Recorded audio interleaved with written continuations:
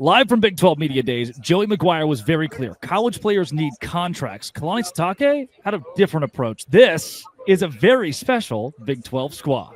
You're talking ball with the Big 12 squad, sponsored by Game Time. From Oklahoma State to Utah, from Kansas State to BYU, from Houston to Texas Tech, it's the local experts of the Locked On Podcast Network bringing you scoops, breakdowns, and the most comprehensive preview of the upcoming Big 12 weekend. Buckle up, it's the Big 12 squad, and we have a seat for you. No hurt feelings and thin skin allowed. Squad up. You're part of the Big 12 squad. Happy Wednesday, everybody. Welcome to a Big 12 squad and a special edition. It is Parker Ainsworth of Locked On Cougs, talking all things Houston, Jake Hatch of Locked On BYU Cougars, and JT Worcestershill of Locked On Utes. We are all live from the Star in Frisco at Big 12 Media Days, and we'll break down the biggest headlines from what we heard from Brett Yormark at the podium to a coaches' roundtable that actually got pretty heated when the guys were all discussing the death of college football as we know it and where we should go to help regulate it. And that is exactly where we'll start. Hey, hit subscribe. We get to keep our jobs if you do that. Thanks for making us your first listen every single day as well. It was the roundtable to me that really stood out on today because it was Joey Maguire who says we need contracts.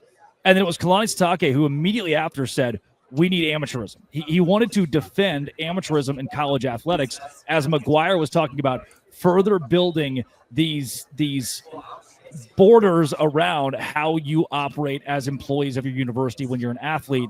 And that to me was maybe the most pointed thing that we heard in a day that didn't have a ton of sound bites to me. Well, I think you're right about that, Drake. Because the biggest thing we took away from this is that these coaches have different approaches to this. BYU's been very adamant saying, at least the boosters have been saying they're not going to be outbid. But have Kalani Sitake say, hey, we need to protect college football and amateurism as best we can. I'm not going to lie. I kind of appreciated what Joey Maguire went with because I think it's more and more what Joey Maguire envisions versus what Kalani Sitake is envisioning for college football. Yeah, I think it's interesting what you get with these honestly, with like the roundtable, as you mentioned, I was surprised at several of the answers we gave. I mean, Kalani Sitake at one point even voiced like how he would be down for the non-conference schedule to be nothing but P4 opponents. You play someone from the Big Ten, the ACC, and the SEC. I thought that was an interesting idea too. So it was interesting to hear these coaches talk about it, and they do even like they have so much in common, but they have clearly different views of what's best for the sport too as well. And you know, with some of these NIL things, they are so fascinating, right? Because you get everything that's going on with Texas Tech swooping in, landing this 5-star offensive lineman that at one point we thought was Ohio State bound, Texas bound. Utah was trying to get in the running with that too. So it's just very interesting when you have schools that also have benefited greatly from an NIL, BYU being one of those, Texas Tech being another one, right? Like they have differing views. So I think it's very interesting. And we did get some spirited opinions out there, which I thought was a really good to see in a place where sometimes you do get canned answers. It was cool to see those coaches be candid instead. I will say, though, it rubbed me a little bit the wrong way, and I tweeted this out, too, that Scott Frost was kind of more for the old school, older way of things, it felt like. And he also, in the same breath earlier today, said that, you know, he took the wrong job when he went and got a bunch of money in his payday. Like, that was clearly, crazy. At some point in his career, he related to, like, go get the biggest payday, but not the kids, right? That they shouldn't get the biggest pay. That didn't rub me the right way at all. I did appreciate, I thought, Sitake wanting the old school way of thinking, but I will say it felt ironic given what we know about how BYU is building their roster, right? Like that felt a little odd as well. Yeah, I thought the coaches, by and large, in the first 8 were fairly uneventful. Maybe Scott Frost was the one that you point out and say, hey, he gave you that soundbite of saying, don't take the wrong job. And you see all around us, coaches still talking to media members and giving their soundbites on their own. Joey Maguire gave a lot to individual media this morning when he talked to ESPN. And past that, I thought it was the roundtable that actually opened the guys up. And it sounds like Texas Tech is very much following the Big 12 model of being open for business. But Jake, BYU is in a boat where if Kalani Sitake had his way, I think Dave Aranda's also kind of in this cohort, that you would do away with paying the student athletes the way they're being paid, or at least the large sums they're being paid. Well, and that's the surprising thing to me because Kalani's been so adamant about wanting his guys to get compensated for NIL that the tone he struck today kind of stood in stark contrast to what they have said previously about, hey, we're in the game. We're here to compete. We're here to make sure that guys are taken care of financially. And we all know the reputation of BYU when it comes to NIL is they've been very clear that they're willing to spend money. They're willing to make sure guys are compensated. And that's a big reason why they got a lot of guys that signed on with this football program when it came to the transfer portal. So, yeah, I was a little bit confused as to the tone being struck by Kalani today, because as you mentioned, it's kind of more in the Dave Aranda field, where I felt like Kalani before this has been more in the Joey Maguire vein. Joey Maguire, interestingly, so he speaks today, Tuesday, as we're recording this, like just a couple hours ago. He also they just signed a $5.1 million deal very publicly. Derek Shelby the agent was very front. Depends on who you talk. 2.3 maybe. Well, but the agent was very upfront about making it a 5.1 deal publicly. And I don't think Joey could have said anything else either. That's only been a couple of days, and when you factor in there's a holiday weekend, it's kind of the most fresh thing on our mind. He probably was the one who could, even if he actually felt that way, couldn't have done it. It's interesting to hear all these coaches talk about enforcement of the rules, because McGuire's a guy we talk about. If there's enforcement of the rules, does that go well for Texas Tech, right? For Baylor, does that match? Some of these schools, if we do enforce the rules, which they say they want to, and they want to get under control and they want to get it regulated, but we've talked about this before too. How does the school then that wants that imposed not also get caught in the crossfires because they did something too? That's what makes this all so interesting. We talked about this a while ago with all the tampering stuff, right? About who's going to actually come out and say, oh, so-and-so tampered me. We did see a little bit Wisconsin and Miami have this lawsuit now, right? Something there. So that's the start of this, but are we really going to see teams go at each other, and are we going to see these things be enforced? That's something that's going to be very interesting to see, because in many ways, everyone loses.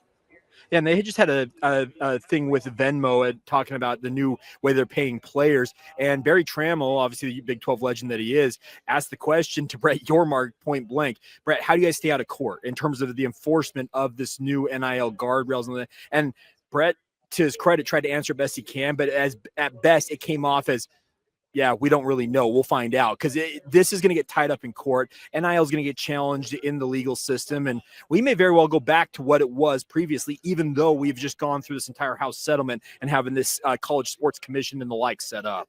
Yeah, the CSC was something that Yormark brought up a couple of times, and a couple of coaches did as well, as possibly the governing body that will build that will build the regulations and actually, I don't know, Yormark didn't say punish, but a couple of the coaches have mentioned this accountability that they will bring actually, structure. So Drake, in that Venmo thing, he said the enforcement of this is going to be vigorous, and he said the punishments are going to be punitive. That's what he said. So he actually made some extra comments on that in that Venmo deal they just had. So yeah, he apparently finally has spoken out. He thinks it's going to be punitive, and he says enforcement will be vigorous, I think is the term he used. Yeah, that's the beauty of being at Big 12 Media Days, getting to hear the commissioner talk about Venmo and how they're going to pay players. In 2025, we have Venmo sponsoring a part of Big 12 Media Day. We've come a long way, I guess. We have, and if you ask Kalani Sitake, we're ruining college. If you ask all of the Big 12 coaches that spoke in their 8-man roundtable today, then you're going to get the answer that we are ruining college football. It's the beauty of what we're doing. Chris Kleiman sitting to our left over here, hanging out. Yeah, I can actually see Drake right now, and I can confirm he is as sunburned as you all think he is over these streams as well, too. Always am. Coming up, another big thing Brett Yormark was very clear on: 5 + 11, period. This is a very special Big 12 Media Days Big 12 squad.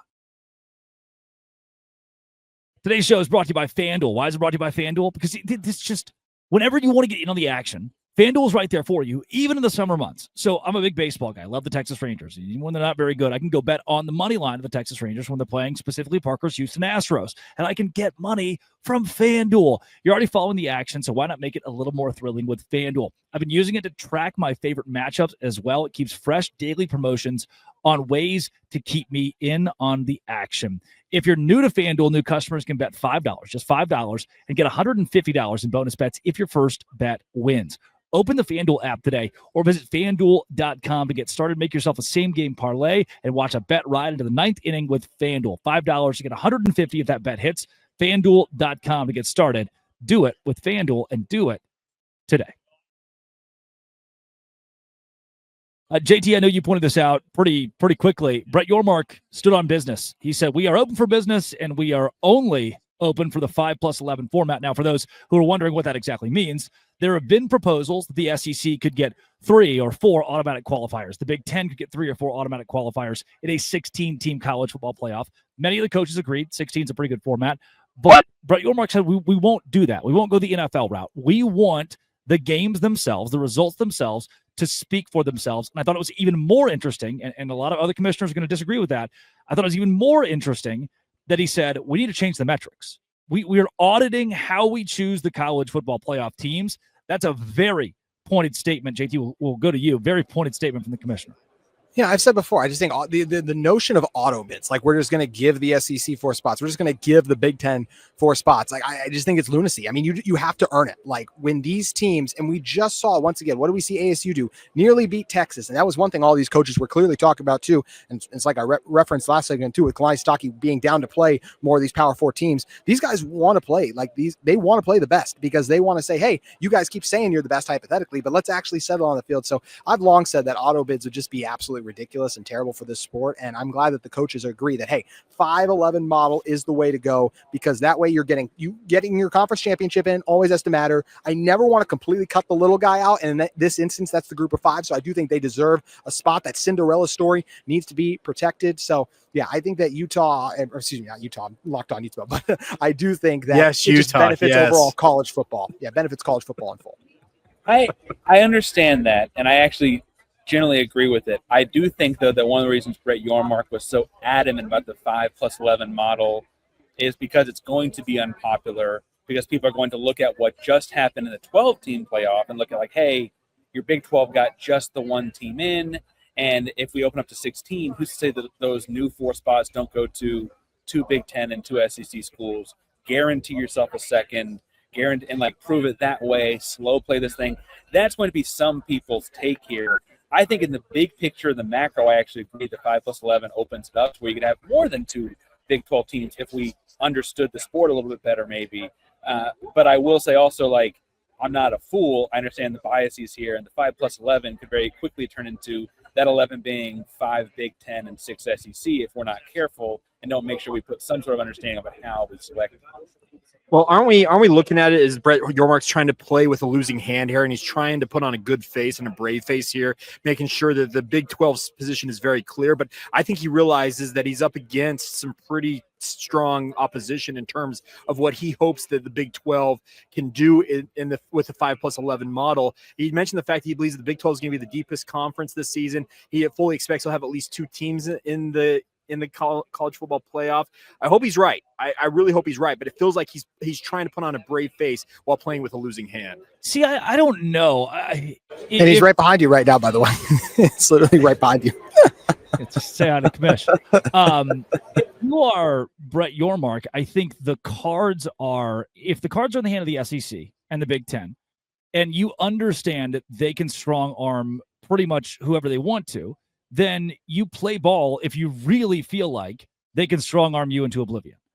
If you're in his situation right now and you do think that you can leverage with Tony Petitti or whoever could finally like crack open one of the Big Ten or the SEC commissioners, or go to Jim Phillips and say, if we do this together, we can make it work, then that's when you come to the podium and you say, I'm bold enough. And BY has said it on occasion. Like, he's like, hey, our conference champion shouldn't automatically be in a bye game in the college football playoff. We want it to be decided on the field. He has been very transparent about wanting the best for college football in general. And I don't think he would say something so pointed and say, we have to have 5+11 if he really thought it was a wash and no matter what, the SEC or Big Ten will get their way. No, I think you're right in that, like, he thinks that that's the best way it could happen. That's how it should happen. And frankly, honestly, if that 4th and 13 conversion against Arizona State last year goes like slightly differently, we're probably talking about like, hey, clearly the Big 12 should have had multiple teams in. We saw what BYU did in their bowl game, all those questions. I also love, as we talk about strong arming and Brett Yormark, though, if Drake would just reach his arm around, like, hey Brett, I have a question actually. I think it's really funny. I think that the reason he came out so strong, so adamant, and probably the only like real pushing thing he did or said was because he knows so many people will not be in favor. Like he's openly defying what many people will think as the commissioner of the conference, and he has reasoning that I think we all agree with, even if other ADs or coaches might not. Oh, I thought Jay was going to say something. I just want to jump in and say this. Something else he mentioned too. He feels the Big 12 is the deepest conference in college football. I actually don't know if I agree with that. Do you guys? Hold it. That's segment 3. You Hold didn't. it. We are in person. You still didn't give us a rundown. Like, I just want to make that clear. Because there are so many in person. Your commissioner is behind you, and we're trying to be a professional podcast, and you couldn't give me a rundown still. I should grab him, shouldn't I? It's the got beauty Chris of Hyman right there too. So. yeah, it's the beauty To be of fair, sitting behind Jake is Avery what do you Johnson. expect Now him to what? write it on? Yeah, Everybody's here, dude. Like it's not. this is just we are figuring this out as we go, and that's kind of part of the chaos of. Okay, Big 12 well, Media Days. Yes, Jake? I just want to add. Here's the deal: the 5+11 model is, I think, the most, I guess, I want to call it American in terms of earning your way to win a national championship. If we're going to start handing out. Yeah, if we're gonna hand out like 4 to the Big Ten, 4 to the SEC, well, guess what? That it becomes essentially we're just handing them out. I like the 5+11. You make sure that at least there's representation from across the 4 Power Fours. You give the G5 the representation, and then the other 11. Yeah, if the Big Ten or the SEC are the best conference in a given year, then yeah, guess what? They're going to get the lion's share of those conference invites, the actual invites to the CFP. That very well may happen every single year. But I still think it's the most, I guess you want to call it, American model is to have the 11 at-larges. I like that Jake stopped just short of calling the other models communism. He was very close. Very close. Very close. I love that he used just like American instead of using communism. He was like, "This one would be more American." The most democratic, guys. That's what we'll go with. Democratic. But there we go. here's what I will say, and I don't mean to we should probably get away from that actually with my next point, because I think that that's fair. I don't have faith, because we'll talk about this in December when they do the deal or whatever, I'm sure, that in this first year of it or whatever, the first year it happens, that we won't just get that, because they'll tell us about how, well, the SEC does this, the SEC does that, because of their preseason AP rankings that we've talked about ad nauseum, or because of the people that put in the NFL draft that we talk about ad nauseum. And like, it's like they won't look at the fact that the class of 2026, that's a bunch of 5 stars going to a bunch of Big 12 schools. They won't look at head-to-head. It'll be like, well, yeah, Houston played Oklahoma super close, but like, whatever, Alabama beat, or they'll do some other thing, which is funny because Oklahoma actually beat Alabama pretty bad. But I think that they're still going to fall back to that narrative in the immediate future. I think the big thing here that's interesting is that Yormark, like so many things, is thinking about what happens after that. What happens after one of our schools wins a college football playoff, shall see Houston do it, right? Or whatever, and you're looking at like, okay, they showed it can be done. Now we'll get that second team. Oh, they both won a playoff game. We'll do that third. He's looking past that, even though in the immediate future, I do think it's going to hurt kind of bad. Yep. I do want to really quick just give the college football playoff committee credit. They did the right thing by putting SMU in last year. I hope that they continue to do that. They haven't completely gone off the deep end and only Big Ten and SEC. They did the right thing last year. Hopefully, you mean the SMU that BYU beat head-to-head in Dallas? Oh my gosh, y'all did not deserve to get it. We can do that on another show. I'm sorry. I'm not for this push like post that. Then now all of a sudden we get BYU. Hey. No one was talking about that. We got Locked On SMU now. Shout out to that guy. That's true. There you go. Yeah. Hey, Locked On SMU. Locked On Ponies, right? Or Locked On SMU. I don't know what they call it. Something like that. Coming up, let's talk about the Big 12 being the deepest conference in college football, because I agree, JT Worcestershill does not. This is a special Big 12 Media Day squad. Live with the crew from Big 12 Media Days, Brett Yormark took the podium today and said the Big 12 is the deepest football conference in America. We talked a lot about quarterback play, and we talked overall about how this conference has, even the coaches mentioned the quarterback play being so deep, and that's a major part of how you determine which league goes more than 2, 3, 4 contenders, and that, for better or worse, because Yormark said it on parity too. He talked about parity. He said parity's fun, but you need 2 schools. Ideally, a couple of schools will emerge as the top dogs and be elite. But I think this is an immediate shot at the SEC and the Big Ten to say, look, yeah, you've got 2 teams, 3 teams, maybe 4. The Big 12 has 16. We learned last year, 16 teams that can go to the college football playoff. I think that constitutes you being, especially with 9 quarterbacks returning who are all elite, you being the deepest conference in football. More than quarterbacks, though, to me. I look at it like this. And look, and once again, like what I have always been a proponent of is that the best teams deserve to get in. But I do think that's different things. We're saying like, hey, there are Big 12 teams that are better than SEC teams, and saying, hey, it's deeper than the SEC. I just look at some of those South Carolina, LSU. I do think the SEC is probably the deepest conference to me. I look at the level of talent they have, and I'm not trying to be that guy who all of a sudden sells out, but there's just been a lot of SEC programs that do have that power and that prowess where I say, hey, you can give the SEC when it's close gaps, we can give them the benefit of the doubt. But bad losses are still bad losses. That's where I get frustrated. Losing to Oklahoma, losing to Vanderbilt, those are bad losses. Those are bad losses. Just like there's bad losses Big-12, right? Losing to Cincinnati last year wasn't great. And I know some good teams did that, but I don't think it's the deepest conference. Maybe I'm the only one here with the Big 12. I don't think the Big 12 is the deepest. I still think it is the SEC, honestly. It's how you define deep. Like, that's the thing about this, JT. If you look at the over-under win totals, the deep, speaking of how it's going to be deep, is we have over-under win totals topping out at 9.5 in the Big 12. I think the lowest I've seen is 4. They think that this is a league that's going to be jumbled kind of right in the middle. The concern, to your point, is if you don't have maybe one or two teams that are 10-2, 11-1, and actually in the college football playoff discussion, that's where it kind of gets off the rails a little bit, where, yeah, you maybe cannibalize yourselves, and the national narrative shifts more towards the Big Ten, the SEC, or even the ACC in that respect. Yeah, I think what's interesting here is it's actually kind of two different kinds of good. There's good all regular season in terms of entertaining, where you don't know who's going to win on a given Saturday. And I think we could also be like, that's really fun. That's a good product. There's also like excellence, where you're good and you're consistently winning. You're beating some teams by a lot. You're showing dominance in the field. And I think the truth is, as a conference, you kind of want both. And it's, if you had to pick one, what do you pick? And right now the Big 12 is leaning more towards that parity side of things, and that's really fun. And we know ASU, we keep talking about it, almost beat Texas in the college football playoff last year, and then would have had, a college football playoff win on top of it all. But ASU also won some really close games in this conference that, like, honestly, you play them 10 times, they might not win 5 out of 10 of those, right? And so that's part of the fun of what we do. They're different calibers of, like, what is good, what is a good product. And it was interesting today, it wasn't as explosive, but that Brett Yormark did say the other kind of good is actually kind of something we want to have as well. And we've all been pitching this other. So are you saying the SEC? Were you agreeing SEC is deeper or no? No, I don't think. Oh, come on. I wanted to high five you. We're so close to each other. We can't even agree, and we're this close together. Gosh dang it.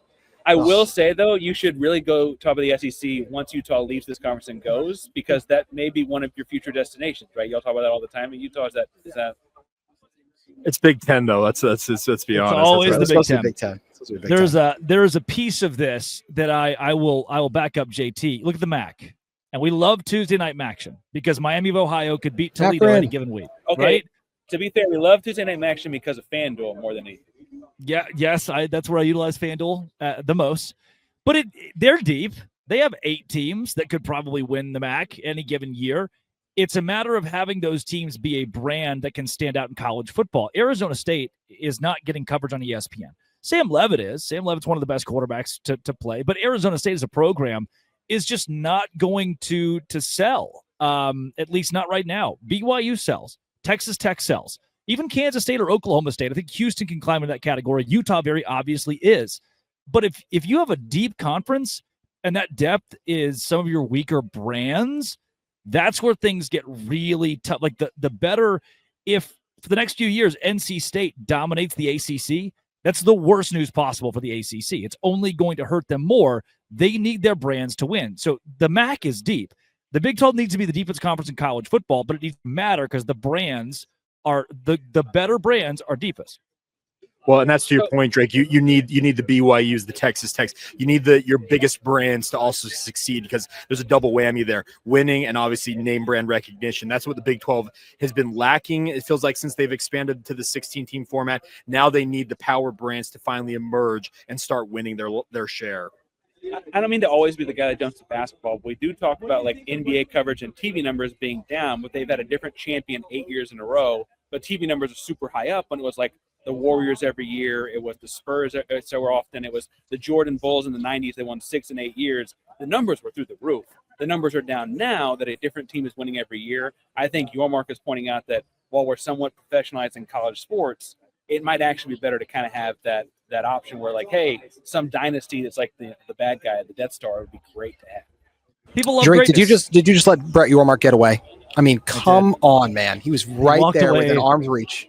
Right behind me. We could have had him to answer all of these questions for us. And I mean, I think the way that he would put it is the depth of the Big 12 is good for the conference overall.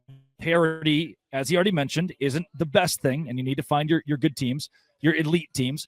But having depth more than the SEC, more than the Big 10, gives you stronger matchups when, and yeah, man, it's what's tough again. I talk about it a lot. The SEC, they have the number 2 team play the number 6 team every week. Like they've got a top 10 matchup somewhere there every week. We have a lot of number 24 versus number 19, number 17 versus number 22, number 15 versus number 16. And that's where the depth is. You have your sixth best team that's like, wow, they're actually a really good football team.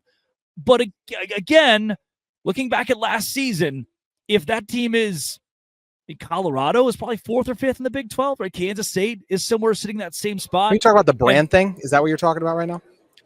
Mostly, yes. Well, I was going to say, I just don't feel like there's a massive difference between the national perception brand-wise BYU versus ASU right now, because neither one have been a football powerhouse. So I don't think there's a massive gap there. I think someone is trying to fill and become that. Spoken like a true Ute homer he is. Come on now. Say that one more time.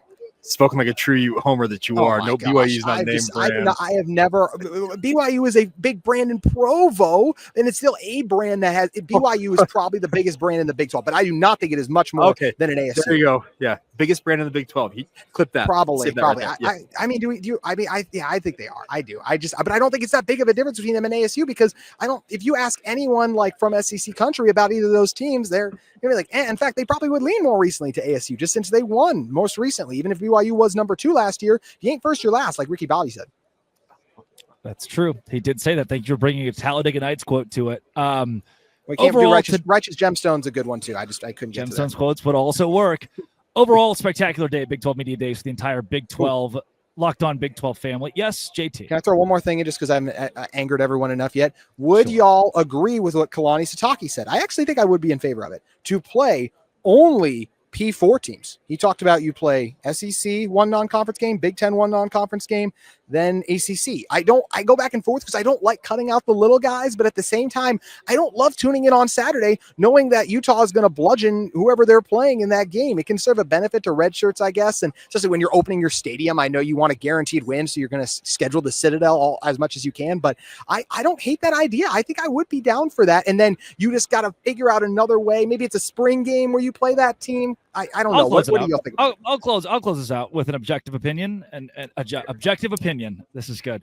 Utah goes 12-0. Their 3 non-conference games were Wake Forest, Southern Utah, the Citadel.